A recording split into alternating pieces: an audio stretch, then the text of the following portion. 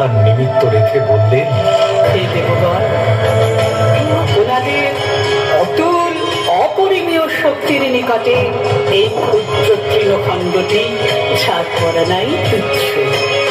তবুও আপনাদের স্বশক্তির পরিচয় প্রকাশের নিমিত্ত আপনারা আপনাদিগের নিজ নিজ শক্তির প্রভাব দ্বারা ওই তৃণখণ্ডটিকে নাশ করুন।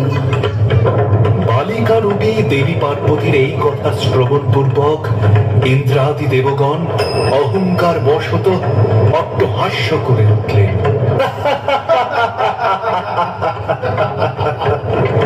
অতঃপর অগ্নি সেই তৃণখণ্ড দহন করতে অসমর্থ। বায়ুদিক ব্যর্থ হলে তা উড়িয়ে নিয়ে যায়।